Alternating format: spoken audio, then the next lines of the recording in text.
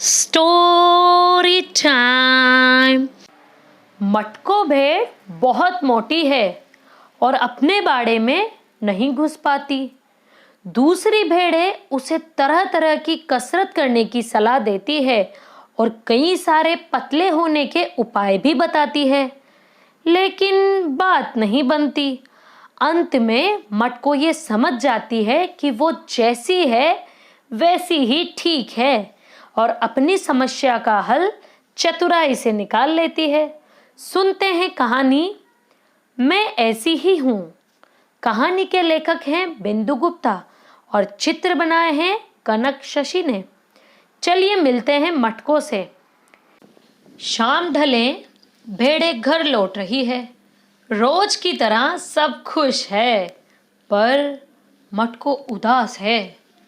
उसे फिर से बाहर सोना पड़ेगा, क्योंकि बाड़े का दरवाजा छोटा जो है वह उसमें घुस ही नहीं पाती।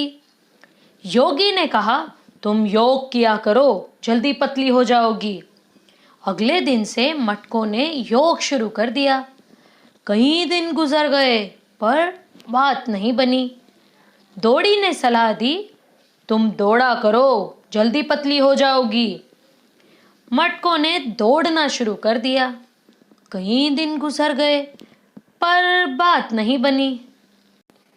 तेरू ने भी सलाह दे डाली, तुम तैरा करो, जल्दी पतली हो जाओगी। मटको ने तैरना भी शुरू कर दिया, पर बात नहीं बनी।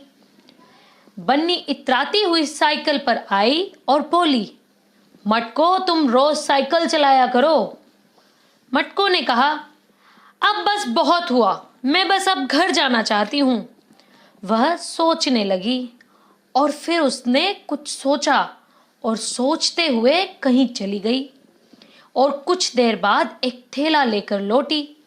थैले में कुछ औजार थे। अगली सुबह मटको अंदर सो रही थी। सबने पूछा, अरे तुम अंदर कैसे आई? क्या तुम पतली हो गई? ये योग से हुआ या फिर दौड़ने से? पर तुम तो अभी भी मोटी ही हो, फिर अंदर कैसे आई? मटको ने जरा मुस्कुराते हुए कहा, मैं पतली नहीं हुई तो क्या हुआ, दरवाजा कुछ बड़ा हो गया। मैं जैसी हूँ वैसे ही ठीक हूँ। तो बताओ बच्चों, कैसी लगी आपको मटको भेड़ की कहानी?